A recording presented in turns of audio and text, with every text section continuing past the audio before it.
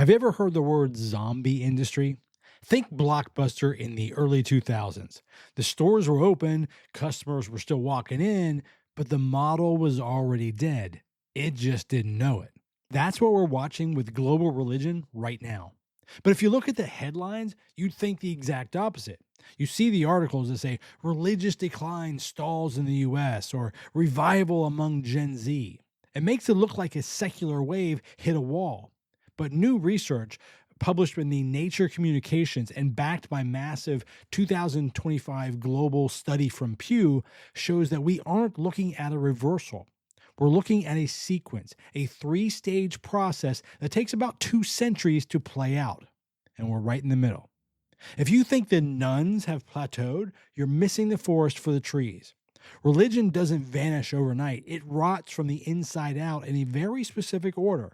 And today, I'm going to show you exactly where we are on that timeline. Thanks for tuning in. I'm Mike Smithgall, the unelected mayor of Atheistville, and this is today's Mic Drop.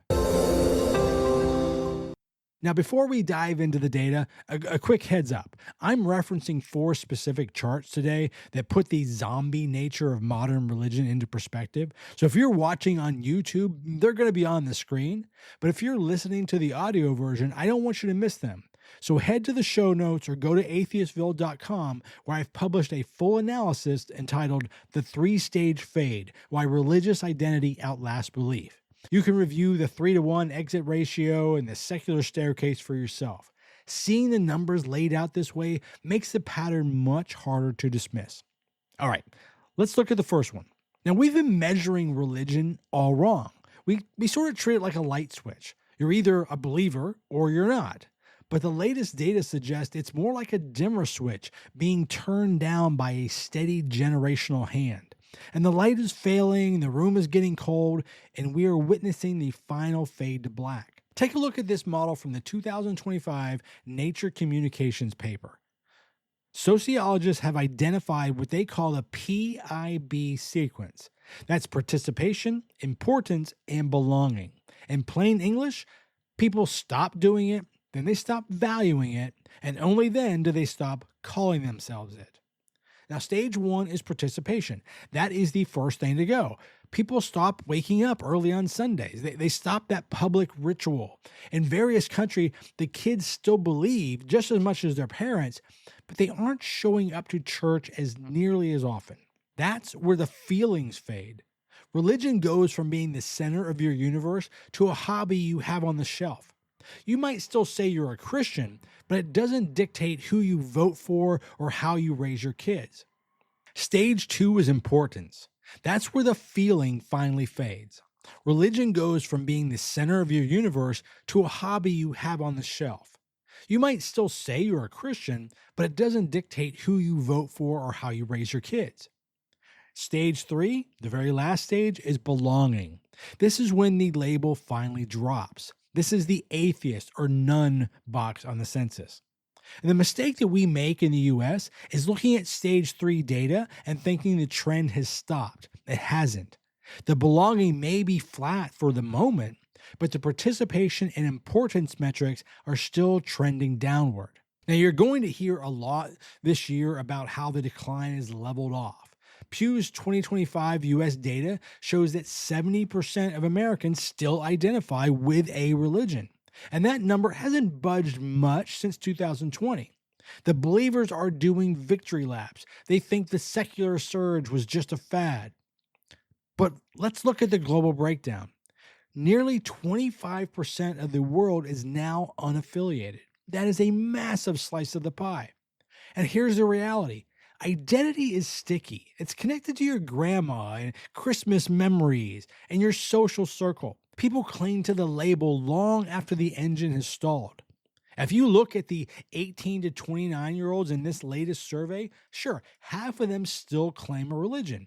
But look at their practice. Only a quarter of them actually attend services monthly. Compare that to 80-year-olds, where half of them are in the pews. This isn't a revival. We have a massive group of people who are religiously unaffiliated in their hearts, but just they haven't really updated their Facebook profile yet. They are stage 2 citizens living in a stage 3 world. I often say that the population change does most of the work, whether anyone argues or not. We don't need to win every argument on the street to see a secular future. We really just need to wait it out. Secularization is driven by generational replacement. Every 10 years, a new cohort is born that is systematically less religious than the one before. The Pew Global Switching data from the last decade confirms this. Christianity and Buddhism are taking the biggest hits because their younger generations are simply opting out. Even in places where religion seems to be growing, like sub-Saharan Africa, it's driven by high fertility rates, not because people are suddenly finding Jesus in record numbers. In the West, we are watching the high religion generations pass away. When an 85-year-old who prayed every day is replaced in the population by a 20-year-old who treats religion as a cultural background noise, the national religiosity drops. Even if that 20-year-old still calls himself Catholic because his mom would cry if he didn't, the functional secularism of the country has increased. All right, quick pause. If you haven't subscribed yet, I would love to have you join the community here at Atheistville. We're growing and we're building a space for honest conversation about faith and doubt and reason. Subscribing is absolutely free, and it helps more people find discussions and helps keep this project going. I also want to ask you to leave a comment. I read every one of these. Whether we agree or disagree, I respond respectfully because I do value the open dialogue. And your comments really do help shape the conversation, and they tell the algorithm that this is a community worth sharing. And spread the word. Tell someone about the show if you think they'd enjoy it, or use an idea from this episode to start a thoughtful conversation. That's how we get back to talking with each other instead of shouting past each other. All right, let's get back to it. If religion is declining, then why does it feel like we're still fighting about it more than ever? Why are battles over school libraries and prayer and sports and public funding getting so toxic? The PIB model helps explain this. When society sits between stage 2 and stage 3, belief is weakening, but identity is still holding on. That's when people get really defensive. Symbols start to matter more than practice. Fights over the 10 Commandments in classrooms aren't about reminding believers of something they already live by. They're about anxiety over a culture that no longer reinforces those values automatically. The loudness of the religious right isn't a sign of strength, it's a response to loss. Participation is slipping, so the fight shifts to belonging. When inspiration fades, the pressure moves to law. Now, to be fair, the 2025 World Values Survey does show some exceptions. Post-Soviet countries like Russia and Georgia are seeing a religious revival. But look closer at why. Look at this scatter plot. There is a clear downward curve. As countries become more economically advanced and have a higher human development index, religious affiliation drops off a cliff. Places like the Czech Republic, Hong Kong, and the Netherlands are leading the charge at the bottom of that curve. The outliers at the top, they are almost all countries facing extreme political or economic instability. In those places, religion isn't about God, it's about nationalism. The Orthodox Church has become a tool of the state to signal we aren't the West. It's an identity badge used to survive political chaos.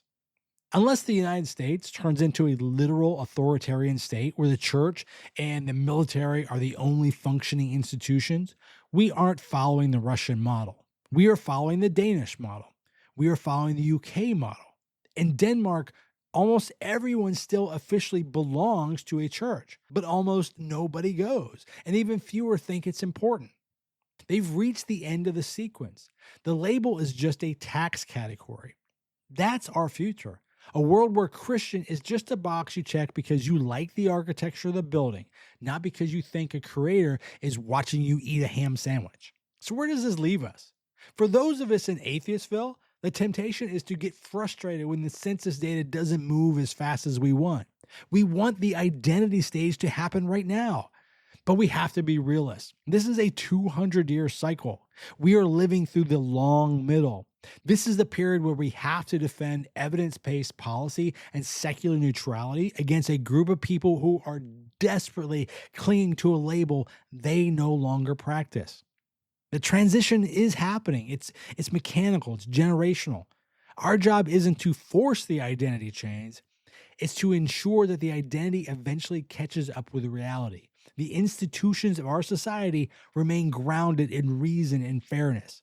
The pews are empty, the belief is softening, and the labels will follow. It's just a matter of time. All right, that's my 2 cents, unblessed, unfiltered, agree or disagree. That's what I got for you today. Religion isn't snapping back. It isn't staging a comeback. What we're watching is a very long transition. People stop showing up first. Belief softens next, and identity changes last. When you understand that order, a lot of the noise around us suddenly makes sense. So if the numbers still feel frustrating, just zoom out. This isn't a sprint, it's a generational change. And the real work for secular people right now isn't forcing labels to change faster, it's protecting evidence and fairness and pluralism while society catches up to how people already live. Now, again, if any of the numbers I mentioned today sound surprising, especially the 3-to-1 exit ratio, head over to atheistville.com and read that full analysis and review the source charts for yourself. The link is in the show notes. All right, I'm Mike Smithgall. Thanks for tuning in, and I'll catch you on the next one. Thanks for tuning in. I really hope you enjoyed that. If you have a question for me or any of our guests, make sure you drop a comment. We'd love to hear from you. Hey, and do me a favor, like and subscribe. That really helps us out, and it helps us bring you more conversations from beyond belief. And in the meantime, take care, and remember, reason and compassion go a very long way.